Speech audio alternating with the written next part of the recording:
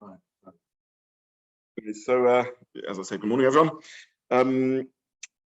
I'd like to, because I'm away, just remind everyone I'm away Tuesday and then Sunday and then the Tuesday afterwards. I'd like to try and use this half an hour slot to really finish till the end of the Omid so that we can move on to the next Omid. So I'm just going to restrict myself to what I think are the core ha'oros on the cheshbon of the sugya. We spent quite a lot of time talking conceptually about Ein Keli Nital, which was a good thing to do. We had to understand the concepts behind it. But I now really just want to work through the shaklatari of the Gemara till the end of the page. Meisvei kol hani tiyuvta v'shani b'tzorich limkomei. They asked all these questions. They answered b'tzorich limkomei. In other words, where the Keli was already in the hand. So there's just a little bit of maths that we need to do in the sugya, which is really work through all the questions and understand how they would be answered by tzorich limkomei, and whether there are other answers that could be given. Is this the exclusive answer or not? So I did that myself, and I would just encourage everyone to do that themselves, and others just go through the previous Gemaras and just check what the question was, why it's a question, this opinion, and how that would be answered. Tosfos in Divrei Masmul Rishoni does a little bit of the work for us, because he already points out that Noslin Kli Tachas Hadalaf, one could have answered like the answer previously, but Dalaf Haroyu, where it's a Dalaf that's Royu. So when the Gemara answers, or Mashani, that Meisvei kol hani tiyuvta, it asks all these questions, V'shani b'tzorich limkomei, answers where it's tzorich limkomei. Tosfos already points out that it could have given another answer in the case of Dalaf, without coming on tzorich limkomei. It could have said about Dalaf ha-royu. So that's just a piece of maths in the sugya. I printed on the source sheet the Maram, who points out that seemingly with Tevel, we could have also given the previous answer to the Gemara. So the Gemara on Mevatel Kli Mehechonoi asked from the Bryce of Tevel, which says that you can use a Kli for Tevel, and that's not called Mevatel Kli Mehechonoi, because Tevel is Roy Mucham who eats al Shabbos. Tevel is Mucham who eats al Shabbos, because im Ova v'tikno betukan. If you tithed Tevel, you can fix it up it's fixed up. That's the Maram's question. So he says that seemingly that answer would also work. You wouldn't have to answer Tzorich limkomei. You could answer that Tevel is an exception because it's Roy L'takin. Now, the Maram sort of alludes to this in his answer, but I'm just going to slightly misquote his answer just to contextualize it and have broader discussion. Whether that answer is a good answer or not is one can ponder a little bit. There's something to think about over here. Again, in the sugya of Bittul Kli Mehechonoi, the problem was that you were taking a Kli and you were nullifying the usefulness of the Kli by making a bosses for Muktza. Why is that a problem with nullifying the usefulness of the Kli? Because of Bona, because of Soisa, or because of whatever reason we give. But the halachic core issue is you're nullifying the Kli. Mevatel Kli Mehechonoi, you're being mevatel the Kli from its preparedness. So on that, you can give an answer that it's true that when you put Tevel in it, it temporarily becomes Muktza. But since you can fix up the Tevel, that wouldn't be called Mevatel Kli Mehechonoi. Now, we struggled with the answer because in the meantime, it was Muktza, and you're not allowed to fix up the Tevel. But be that as it may, that was the answer to the Gemara, that you can't view this as Mevatel Kli Mehechonoi, even though momentarily it's Muktza, because whenever you want, you can unmukta it. That's the maths and answer. Now, that's not so clear-cut with Ein Keli Nital, because the logic of Ein Keli Nital is not that you're redefining the utensil, it's a much broader category, is that you're moving it for the sake of something Muktza. Now, the Tevel is Muktza. That's a fact. The Tevel is Muktza, and you're moving it for the sake of something Muktza. It's true you could unmukta the Tevel by being over and tithing the Tevel, but in the meantime, you've moved a Kli for something Muktza. So the Maram sort of says this answer, but the Maram's Ha'ora is just an interesting one to think about. Would this be called, would this be a problem of Ein Keli Nital, since since at the moment now it's Muktza, even though you could stop it being Muktza? Now there are three directions we could go in this, just working out the maths again. Direction number one is the answer of Tevel is not relevant over here. It's relevant to Mevatel Kli Mehechonoi because you're not permanently nullifying the usefulness of the Kli, because you can unmukta, demukterize the Tevel, but with moving something for the sake of Muktza. The fact is the tevel is Muktza, and that's option number one. Option number two is maybe because you could remove its Muktza status, you could argue that the Kli Nital, the Kli I'm taking, is being taken to protect something which isn't solely Muktza. I'm protecting the tevel, which is currently Muktza, but the tevel is also potential non-Muktza. And therefore I'm moving it for the potential of non-Muktza, which is already present. So what am I protecting when what am I serving? Whose needs or what needs am I serving when I move my cereal bowl to cover the tevel and stop it getting damaged? I'm serving the needs of Muktza, but I'm also serving the needs of non. Tevel has within it the latent or potential ability to become non-Muktza. So that would be a svara to say that you can move a cereal bowl for tevel, and it's enough that the potential non-tevel use of it is there in the world. That's option number two. Option number three is we saw a Rashba on that sugya who argued that when we learned that sugya, we were a bit bothered by how to help Mevatel Kimechano, the fact that you can hide the tevel and make it non-Mukta. And the Rashba, we suggested in the Rashba, the formula was that this was considered a weaker Mukta since it's fixable on Shabbos. And for the weaker Mukta, they never made the Gezerah of Mevatel Kimechano. So it's possible that there's a final story over here, which is the Issa of Ein Kli Nital doesn't apply to weaker Muktas, it only applies to stronger Muktas, and therefore fixable Mukta, the issue of Ein Kli Nital wouldn't apply to. So I'm just mentioning this as the math of the sugya, just for us to think through. I don't have any clarity on this, but just think through whether the answer of Ein Kli Nital, of tevel, tevel muchim who eats on Shabbos would apply to Ein Kli Nital. The answer would be so. And again, this would be negea, effectively sort of halacha l'maisa. In the Gemara, it's just the question: could the Gemara have given another answer? But in practical halacha, if we paskin Ein Kli Nital, which is not entirely clear cut, but if we are choshish for Ein Kli Nital, would that apply to something like tevel, which is to a fixable mukta or not? That's a sort of a interesting halachic question. So that's the next piece of math that I wanted to do on the sugya. Tosfos asks from Delaf, and the Maram asks from tevel. The next thing we need to think about really is sort of our memory is jogged about this by Tosfos, but Tosfos doesn't quite spell this out. Is really the ha'ara that Tosfos made on mem base omud base. So the Mishnah says, "Ve'ein niyosin mimenu lefi she'einu min hamuchen." You're not allowed to benefit from the shemen that splashes out on the lamp because it's not muchen. So I'm misquoting Tosfos a bit earlier just to keep things simple. Tosfos effectively said that according to Rabbi Yehuda, who does hold of Muktza, that Mishnah would mean you can't benefit nor can you move Moisa Hashemen Shebener, because Moisa Hashemen Shebener is Muktza according to Rabbi Yehuda. According to Rabbi Shimon, however, you are allowed to move this muktzah. You're just not allowed to benefit from the muktzah. Because even Rabbi Shimon, who supposedly holds there's no such thing as muktzah, as we saw, Rabbi Shimon does agree to lots of muktzah.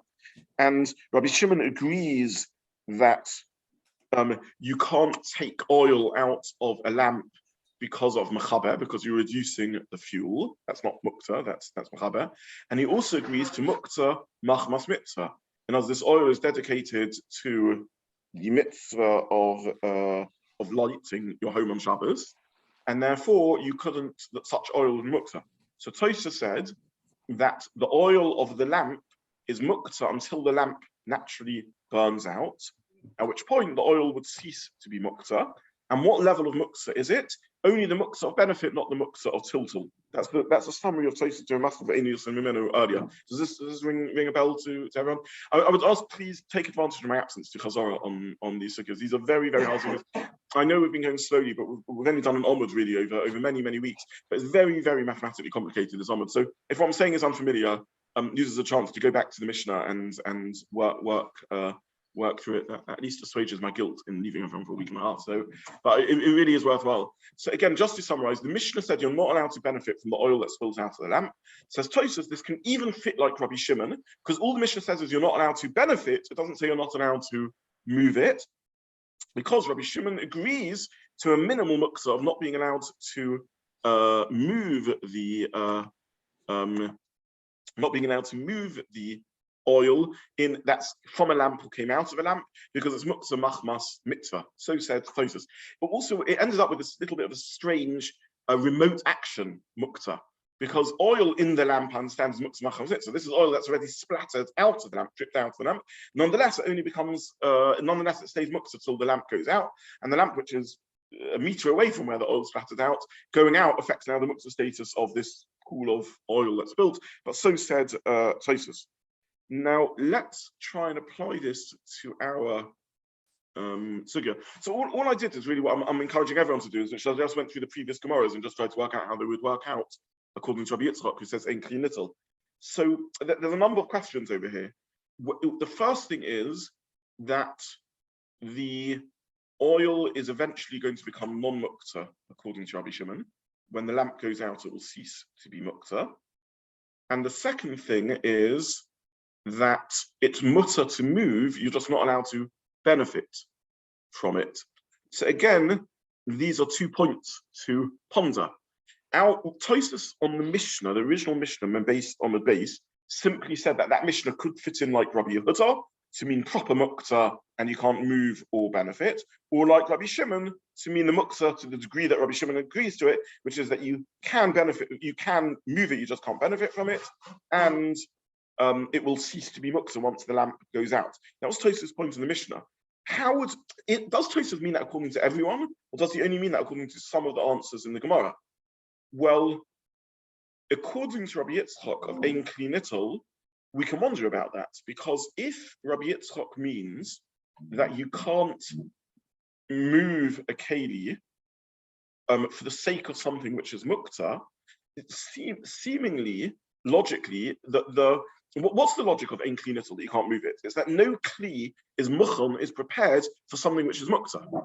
But something which is Muktza only with respect to benefit, but not with respect to moving, surely can't make you not able to move something for its sake. It can't be more chamor than the object itself. So object, again, Ein Keli Nital means if object X is Muktza, that means because it's not muchen, I can't move my cereal bowl for the sake of object X, because the cereal bowl is not muchen for that use. That's how we understood something around that. If the object X is only Muktza with respect to benefit, but not with respect to movement, it seems difficult to understand that the cereal bowl is less muchen than object X itself. So I can't maybe benefit from the cereal bowl for the sake of object X, but I surely can move the cereal bowl for the sake of object X. It can't, if object X itself is muchen with respect to movement, albeit not with respect to benefit, surely the cereal bowl has to be muchen with respect to movement, not with respect to benefit. So seemingly, the Mishnah can't work like Rabbi Shimon according to Rabbi Yitzchok's svara of Ein Keli Nital as understood by Tosfos.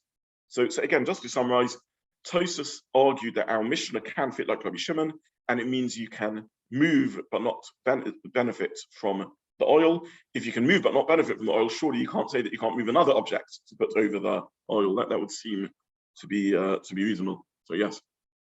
The scenario you just described is a case of moving the oil, the Keli to go over the oil.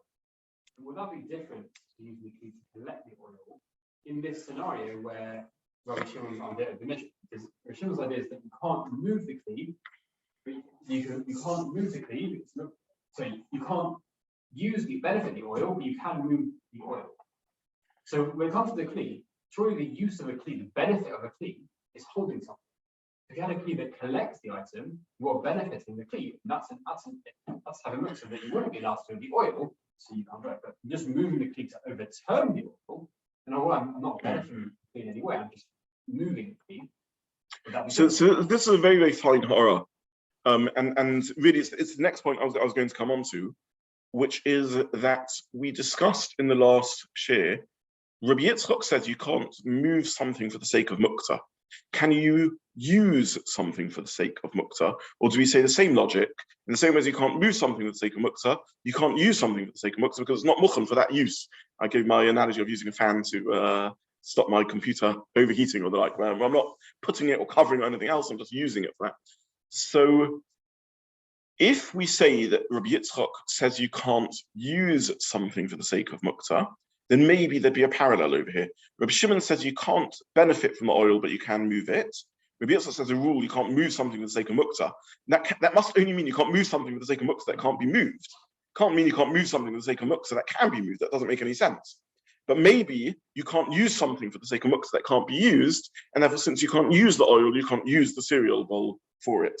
So again, I'm conscious I'm not giving any conclusions over here because I don't have the ability to come to conclusions, but as when we're working through the Sukkah, this is the next point that we need to think about. Tosfos on the Mishnah, who said that the Mishnah can fit even like Rabbi Shimon, does he mean that according to all the views in the Gemara, or he's simply making a methodological point that the Mishnah could be learned like Rabbi Shimon, but certainly he would agree that Rabbi Yitzchok would be moida that the Mishnah doesn't fit in like Rabbi Shimon and only fits in like Rabbi Yehuda. So there's no knockout blows over here. There's no question on Rabbi Yitzchok from this. It's just simply a point that it may be that Rabbi Yitzchok would be forced to say the Mishnah only works like Rabbi Yehuda, not Rabbi Shimon, because according to Rabbi Shimon, the oil can be moved and therefore certainly you can move something. Or maybe even Rabbi Yitzchok would say you can't move the oil and therefore you can move the oil, therefore you can move the cereal bowl, but you can't use the oil and therefore you can't use our cereal bowl to cover it. So again, this remains a little inconclusive. I'm just mentioning it as sort of a thorough learning of the Sukkah.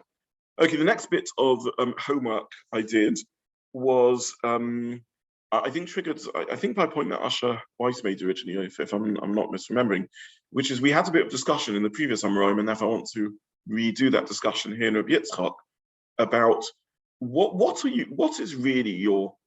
moving this Keli for? So let's say the case of nitzotos. So nitzotos are Muktza, and therefore enkli nital alosortava and nital, and therefore I can't move them for the sake of nitzotos. But am I really? I think Josh also actually mentioned this point. Sorry, Josh, maybe as you mentioned this point. But am I really moving the Keli for the sparks, or am I moving the Keli to protect my house from burning with the sparks? So we had quite a bit of a discussion around that. So again, just to remind ourselves of the discussion, we have nitzotos. Am I moving the Keli because I want the nitzotos? I don't. The nitzotos are ashes, right? And we saw they may be so insignificant that they don't even make a bosses. They don't create bosses, but why am I therefore trying to catch nitzotos to stop my tabletop burning? The shemen shebineh, on the other hand, I'm probably doing because I want the shemen. I want to catch the oil. It's useful for me.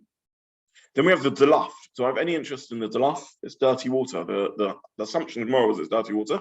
Gemara answered, no, maybe it's clean water. That's not Muktza. But the Havamin of the Gemara, the assumption when the Gemara read it, is that this is unclean water that's falling onto the house. So I'm doing it to protect my house from flooding. That's the simplest understanding of it.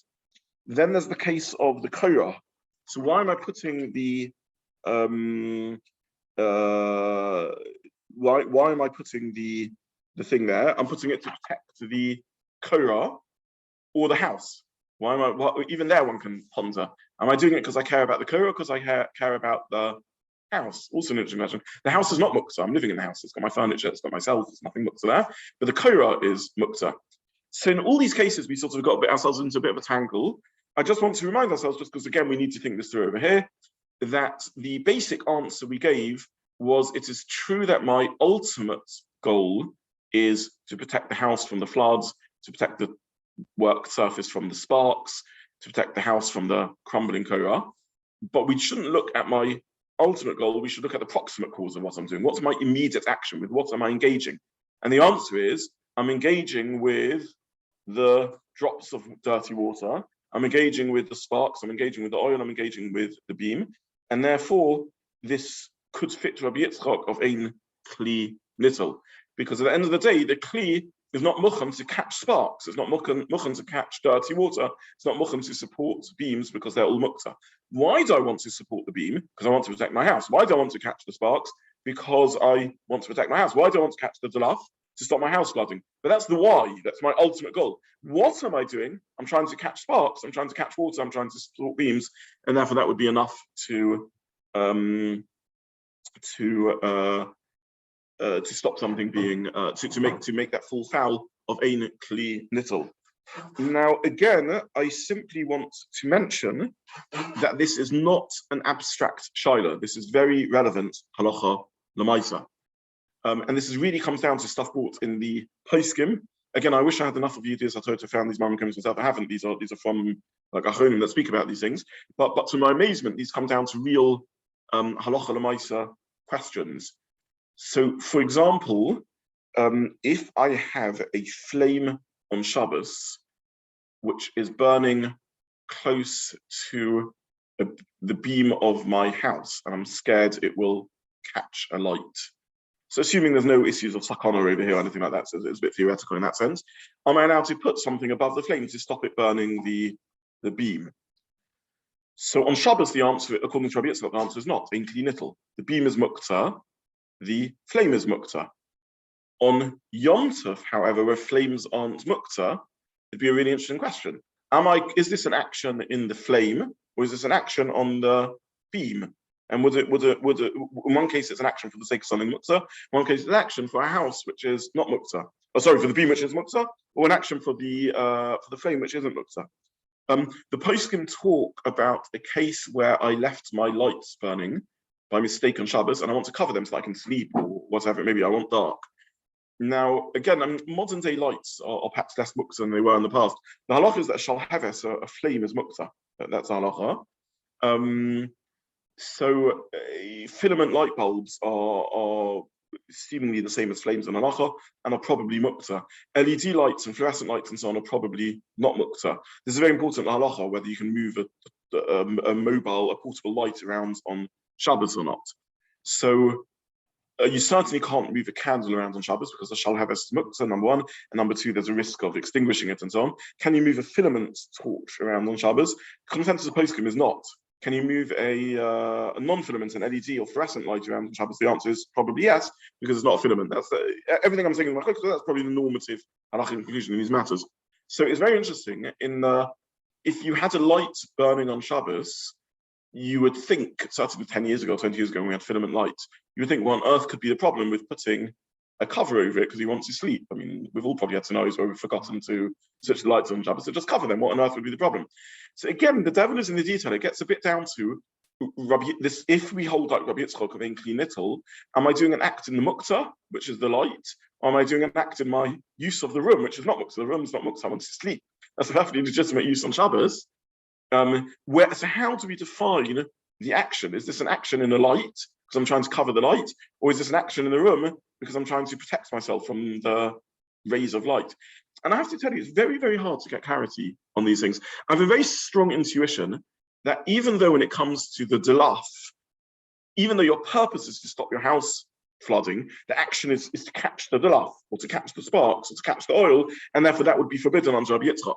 It seems intuitively very, very clear that in the case of covering the light, this is not really an action in the light. You're not doing anything for the light. You're doing something for the house. You want to stop the light, and therefore there's a muktzah, and therefore this is a non-shaila. But I simply mention this again because I can't prove this point, and I can't precisely come up with a definition that defines what am I doing the action in. But the concept is an important one in Rabbi Yitzchok. We always need to think in Rabbi Yitzchok, what am I moving it? But what am I moving it for? What needs am I moving it for? Because very often there's contradictions between our ultimate purpose, which maybe is to stop my house flooding, and my proximate purpose, which is I need to catch the water, or I need to catch the sparks. So again, this is a discussion we sort of had previously, but I just want to remind you that again, it comes up in our sukkah, and it's something that needs thought. And there are real nafkaminas, halacha l'maisa in this, such as covering a light, which is muktza, in order to stop myself sleeping. How would we define that light? Yeah. So the Shabbos lamp is much easier because it's well, no, Muchen wouldn't help with the shal heves. No, I'm not shal heves. I'm talking about these Shabbat lamps where you just cover. That's right. So this would be the same question. It's not shal heves. It's not shal heves would be the answer. Yeah, these lamps are not shal heves. Yeah, and this is one of the contexts where the modern day placement spoke about it. When these Shabbos lamps were invented, you may notice they have a hechsher on them. And you may wonder why on earth doesn't need a hechsher. I mean, you're just moving a piece of plastic to cover it. And it was around this that's why I said I only became aware of this, not because of my own ideas, but because this was pointed out to me. Because when the bulb goes, if you put in a filament bulb, which anyway isn't safe to do because it gets too hot and you can't cover it, and that's why they advise you not to. But if you put in a filament bulb, you would get caught up in this londish question. Now, my gut feeling is that covering a light bulb is not an action in the light bulb. You're doing it to protect the house, and if it wouldn't fall foul of Rabbi Yitzchok. But you could hear a posik who would disagree with that. you can hear a weighing up over here. With the Delaf, we have a Gemara first of all, and the Torah is very intuitive. I'm trying to catch the water. Why? To protect the house. But what I'm doing is an action in the water. With the light, am I trying to catch the light rays? Is that how we should view it halachically? Or I'm trying to serve my needs to sleep and so on. So again, just very interesting. I'll just give me one more. I would like to finish the onwards. I appreciate I'm going over my time, but just 2 more minutes. I just want to finish off. This is also very, very nogay halacha l'maisa with a very famous halacha, which is if you find chometz on Pesach. So you find chometz on Yom Tov, not on Chol HaMoed, you can't move the chometz because it's Muktza. You can't burn the chometz because it's not Tzorech Yom Tov. So what should you do? So this Gemara in Pesachim, Amar Rav Yodam makes chometz with Yom Tov. Kofel of his kli. You put a kli over it. Now chometz is Muktza.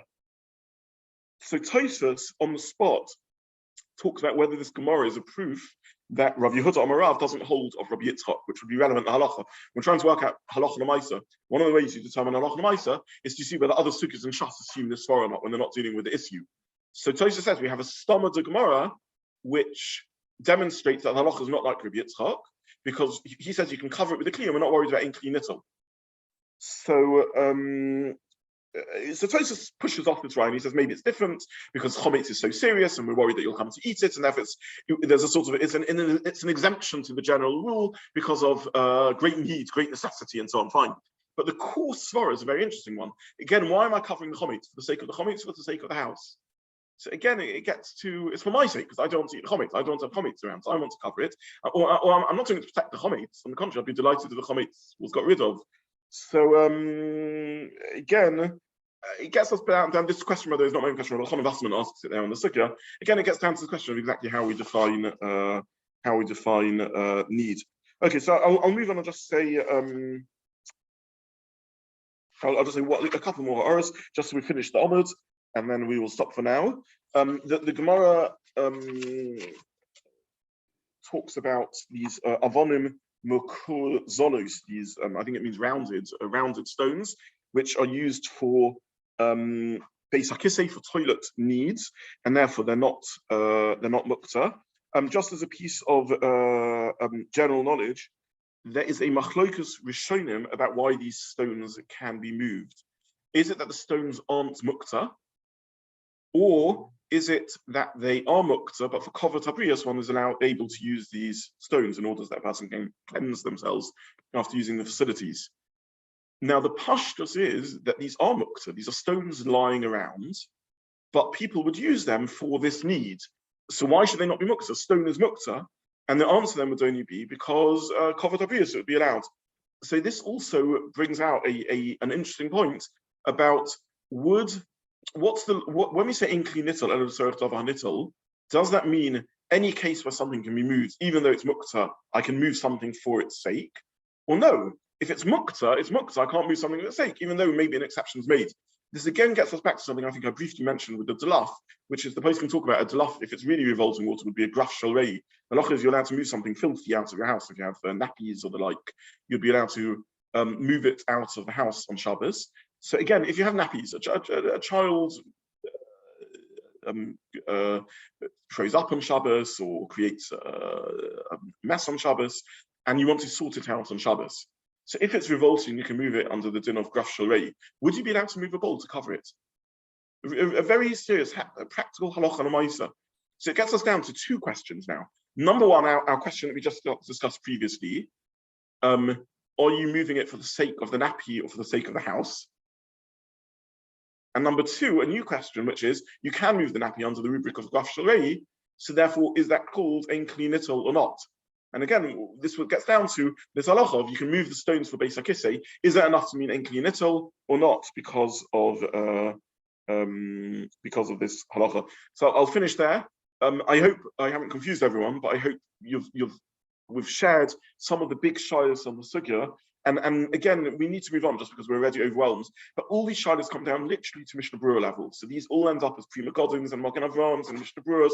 All these questions about how to define Kli Nital and what's at stake for. And it comes down to very, very practical halacha and questions about covering lamps and covering nappies and so on. So we've got too much to see on the sugya. So we're not going to learn through pages of Shulchan Aruch. I just want to make you aware that this sugya remains a very live halachic sugya. I'm going to stop here for today.